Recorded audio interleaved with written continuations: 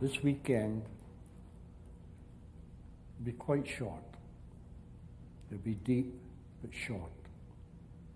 And after we finish, I'd love you to just go out and do whatever you want and try and get yourself in a state of meditation.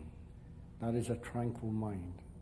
And that's what you're looking for, is a tranquil mind. This is why people meditate all over the world. They try and tranquilize their personal mind. So as their personal mind, with all its problems and all its inhibitions, they vanish. And in its place comes what you would call divine mind. And divine mind, again, is before the creation of form, before the contamination of the personal thinking. And if you can get back to there, that is what you call, some of those mystics would call, going home.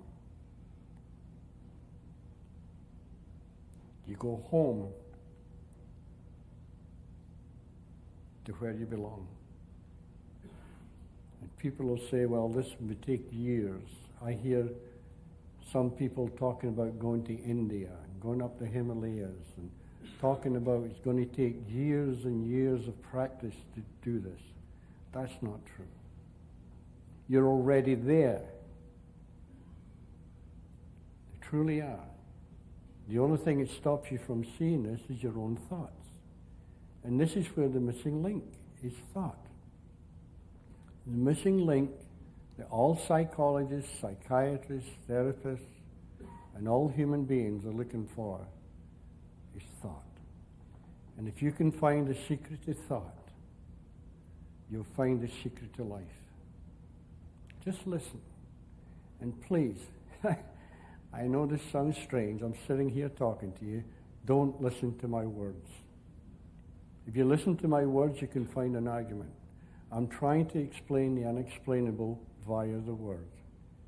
And if you can go past the word, deep into your own inner soul, you'll find the answer. Because soul is pure consciousness. As you lose your consciousness, you lose your sanity. If you want to go home, you have to retrieve it back. And the only way you can retrieve it is throw away the old and let the new in. It's your birthright. It's everybody's birthright. As I said before, we're all spiritual beings walking on this planet, wondering where we came from, looking for the secret to life, looking for the secret to happiness. And what do? We look outside. This is quite natural. We go to India, we look for the truth. Some people go up the Himalayas, see the monks, to look for truth. Some go other places. No matter where you go, you take it with you.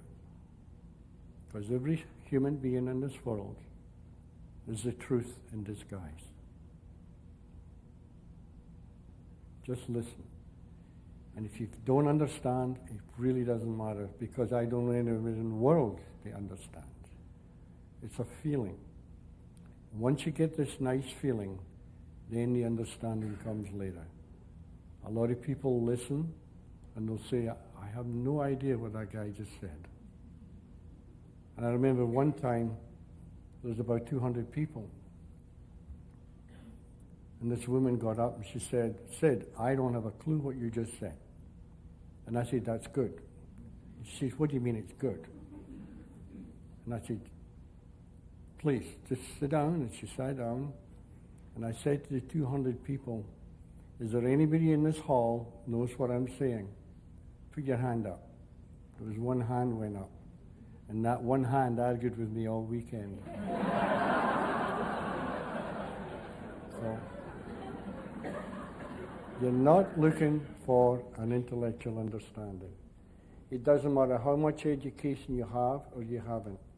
It doesn't matter how rich or poor you are. It doesn't matter the condition of your life, whether it be good, bad, or deplorable. It doesn't matter. Truth will take you out of it if you just listen. It will guide you through life. Because in actual fact, you're being guided by a spiritual force far, far greater than you. And you're always being guided. Ever since day one, you were guided. But your own mind doesn't know that. Your own mind, with this, what we call the ego, this image of self-importance, that's the big problem. So we'll see what we can do this weekend.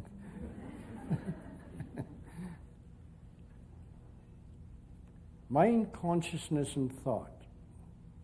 They're the three principles that let us relate to reality. They're the three principles that let us live in this world called what we call reality. They're the guide. And if you use them properly, you will be guided. And this is where some people call faith. If you have enough faith that those three principles, left alone, will guide you through life, it'll take you from the most deplorable conditions to happiness. No matter what.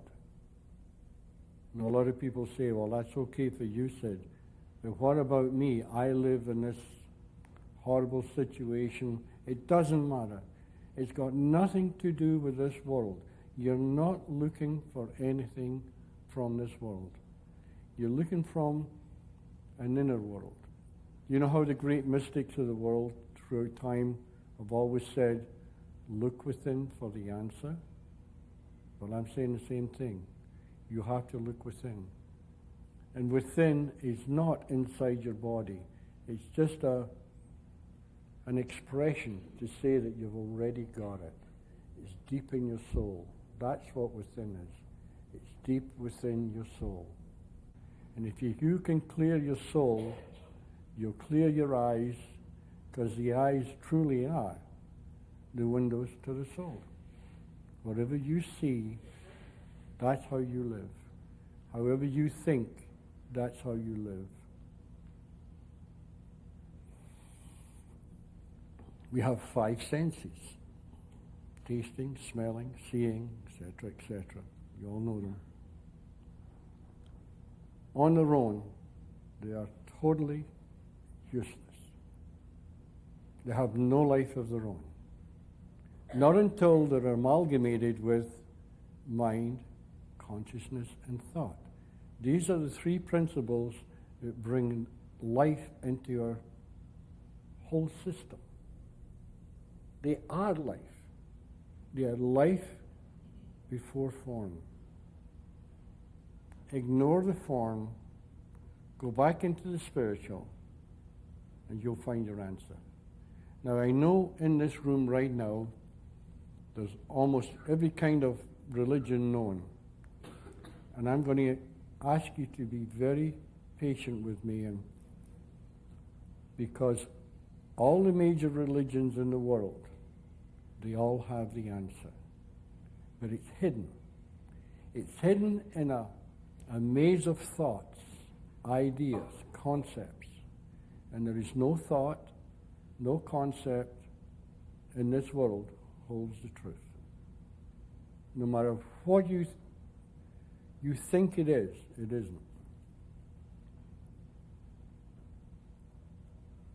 People will say to me, well, how can you say that, Sid? Because how do you know what I'm thinking?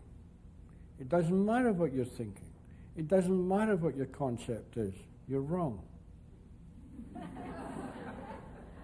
There is not one concept in this world holds the truth.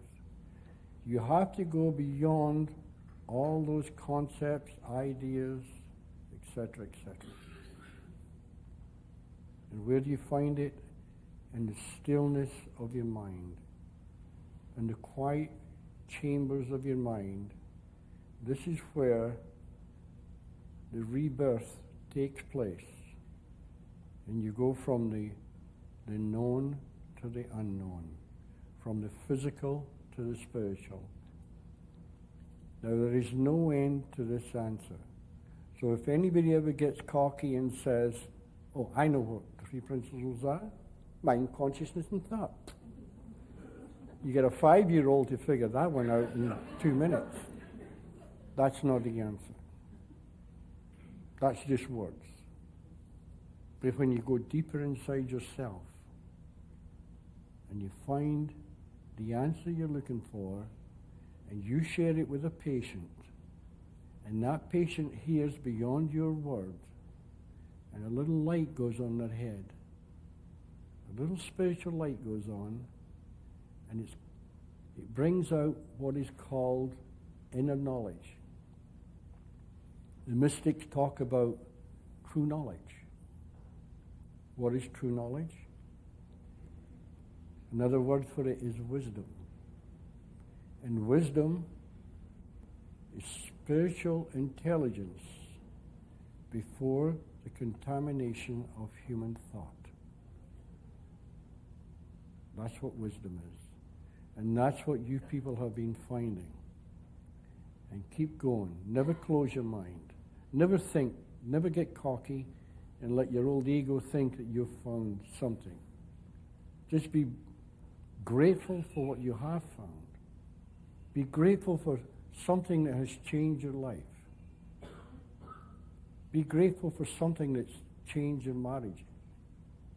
Be grateful for something that you can hand to your children. And it's a feeling. Gratefulness is a feeling. You're looking for a feeling. That's why I'm saying to you, don't listen to the words. Look for a feeling. And if you leave this room today and you have a nice feeling, you're getting it. You might not get it today, you might get it tomorrow. You might clue in when you're driving down the highway, and all of a sudden you think, that's what he meant. Got it. From then on, your life will never, never be the same.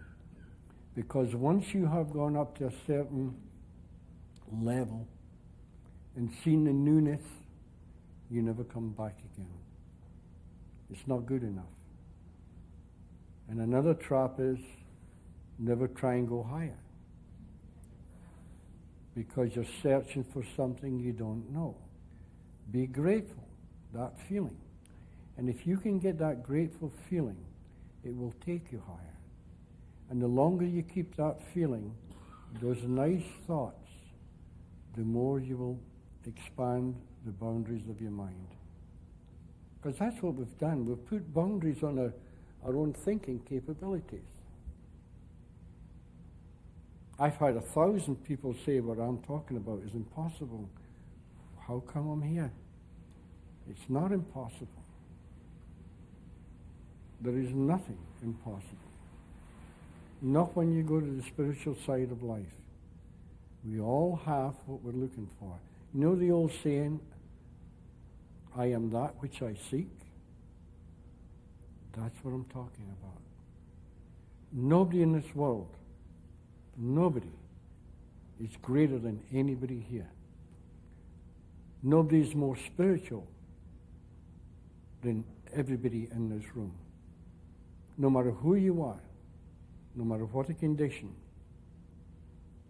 everybody in this world has the same spiritual knowledge within themselves. You know how they say love is always the answer? Because love is a mind that isn't contaminated. It sees beyond the physical to the spiritual part of every human being. That's what true love is. True love is understanding.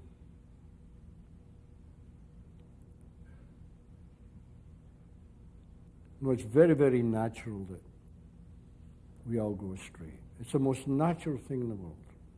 You have a baby, and it comes into this world.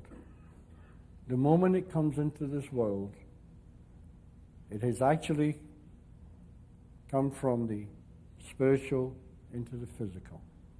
The second that baby arrives into the physical, it's contaminated because it sees the physical. It sees what you call the great illusion. And the great illusion is life. life as you know it.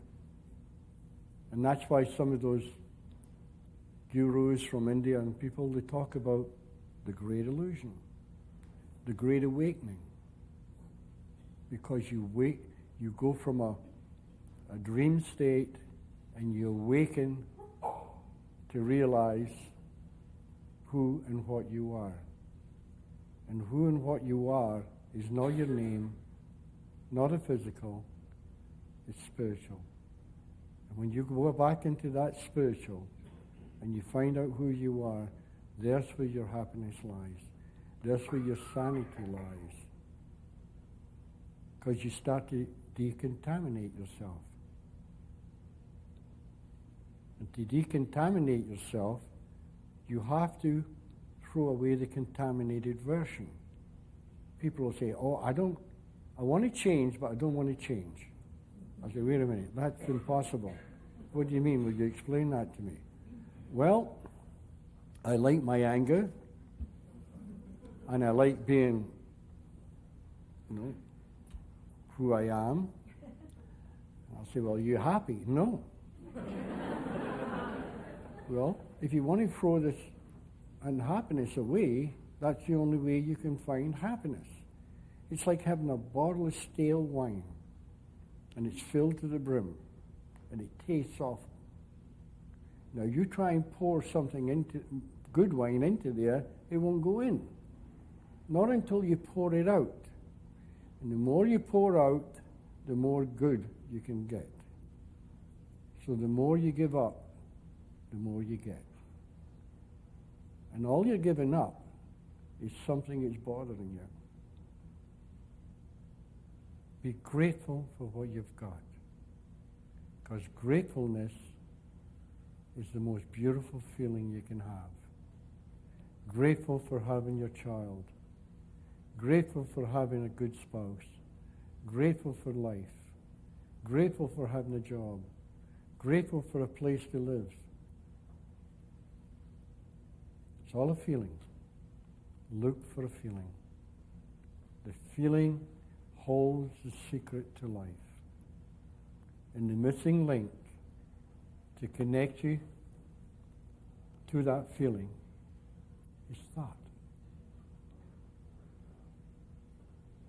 And forget about divine mind, divine consciousness, divine thought. Let's just call it mind, consciousness, and thought. They're both the same thing. So let's cut out the middleman and go straight to it. There is only the oneness of life. The oneness of life, what is that? That's amalgamating the spiritual and the physical, blending them together so there is only one reality, not two, physical and spiritual. They're both the same thing in a different disguise. You know how some of the biblical teachings will tell you that there's heaven and earth? Well, what they're talking about is the spiritual and the physical. And they say heaven is here now. It is. We're all living in heaven right now, and we don't know it. Heaven is not a place. Heaven is a state of consciousness. And if you learn to raise your level of consciousness, another way to say that is you raise your level of understanding.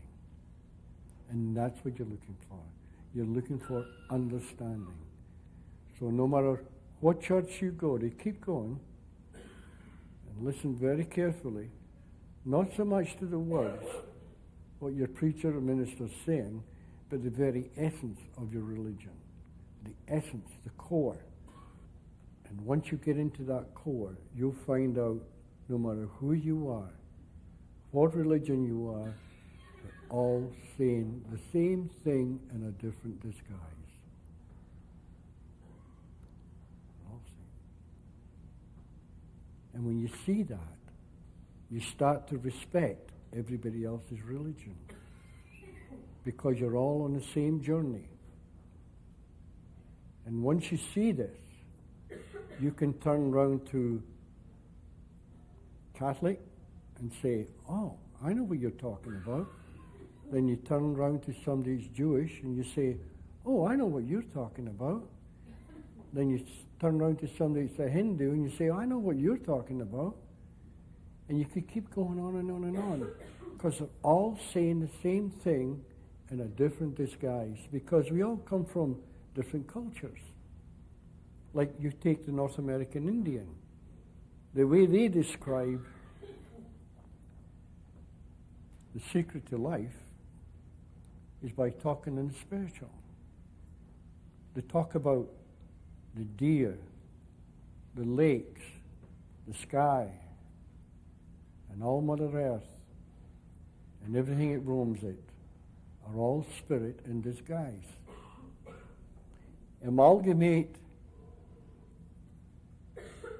the physical with the spiritual, then they turn around and they say, well, the Great Spirit, because the Great Spirit is heaven and earth put together. It's all one. The oneness of life. That's another clue that those great minds have left us, is the oneness of life. What is the oneness of life? It's the amalgamation of the physical and the spiritual.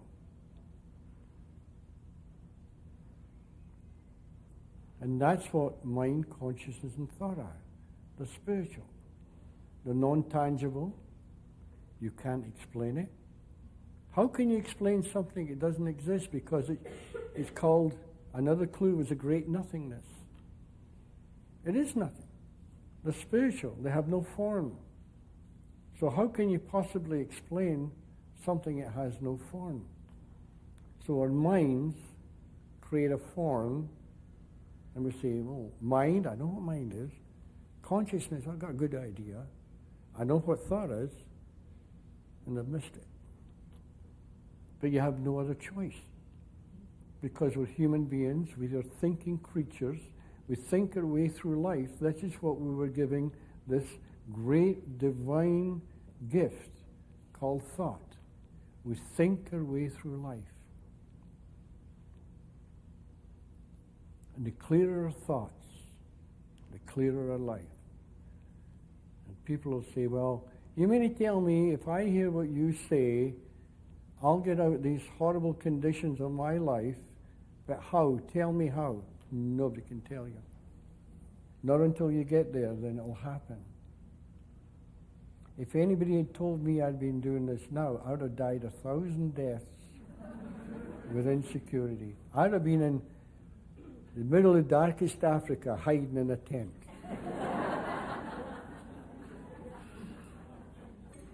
Because I was an insecure, I was a mess. I was so insecure, frightened of life. So you can't project. And I know a lot of people might be sitting here now saying, wow, that's a good thing. I'll have to remember that to put this in my work. Don't do that. Ignore everybody else in the world today. Be totally selfish. I'm pleading with you, be totally selfish. And if you think, oh, this will help in my work, forget it. Look after yourself. Cure yourself first. You know that old saying, doctor, heal thyself? Because whatever you are is all you can give away. You can't possibly take somebody back into the past, to the hellhole, and all the agony that they've gone through to find happiness. It's not logic. You have to forget the past. You know how they say to forget is to forgive? And this is where forgiveness comes in. Now you have to learn to forgive anybody that's harmed you in the past. Now this doesn't mean to say you're going to give them an open reins that they can do it again to you. But you forgive them. This is why the biblical preachers, teachings, they all say the same thing, forgiveness. people can't get it in their head. If they have no forgiveness in their head, and they're full of anger and full of hate, there's these two feelings.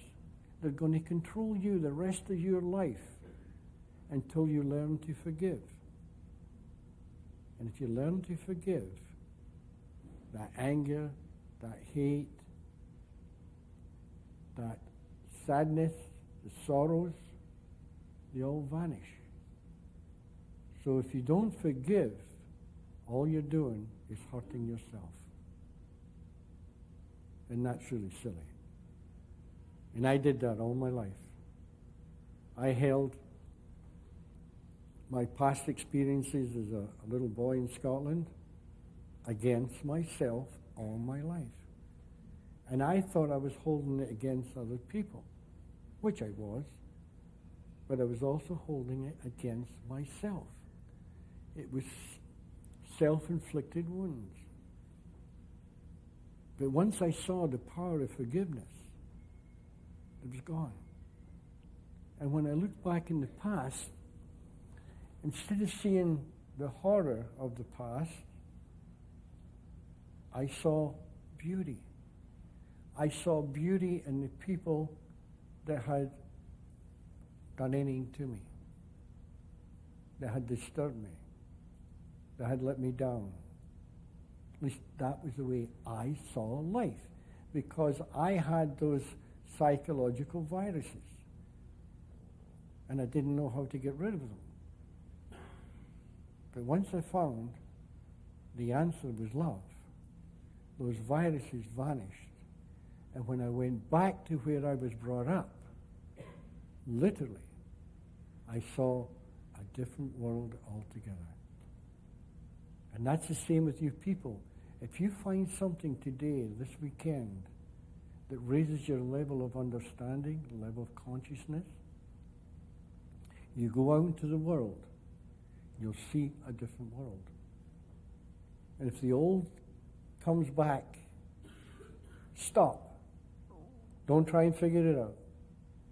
The old bad feelings come back. Don't try and figure out why, or you'll find a million excuses why. Just think to yourself, my consciousness must have gone down, my level of understanding has dropped, and all it is my thoughts. And once you see it's thought, again, you will be back to where you started, seeing clearer, a happier life. It's not trying to figure it out. You know how some of those things will say, well, let's try and figure out why you're all messed up. I'll tell you, you could go till hell freezes over and you will find 10 million excuses why you're unhappy. You can make them up like that. If I want to be unhappy, I can just say, the reason I'm unhappy is I'm sitting here talking and you people aren't. That's good enough for me.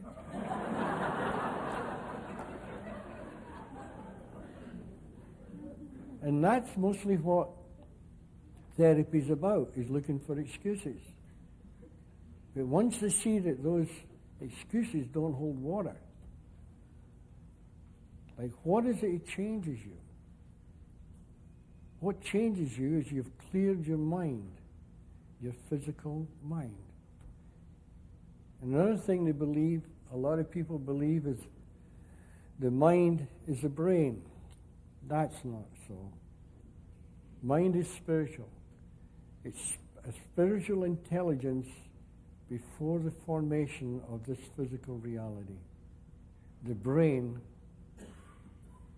is like an unbelievable computer. It's a physical computer.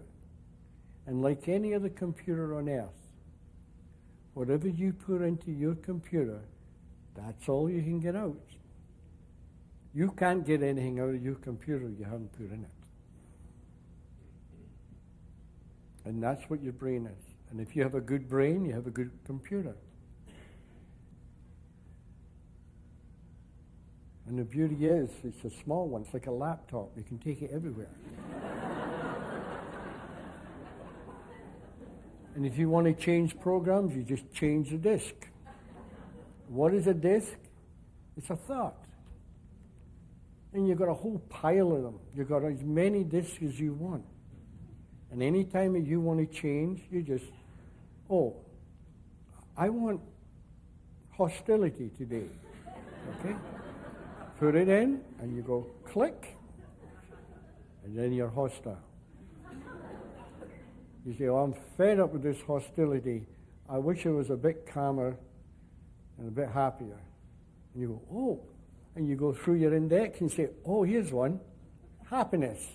You put it in, click, and you go, oh, it's a nice world. It's all illusion. This is why they talk about the great illusion.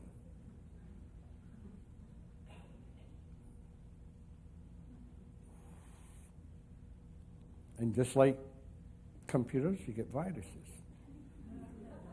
And you get a virus detector. And a virus detector is your own feelings. And you think, wow, I've got a bad virus today. Woo. I can get rid of it. I got this horrible feeling. Again, you just take a little disc, and it says virus detector. You put it in. You think, ah, that's what it was. It's gone. All it was a bad thought. Thought is the missing link that everybody, literally everybody in the world is looking for. And if you can see that this is the way it is, you'll find your happiness. You'll see your children different.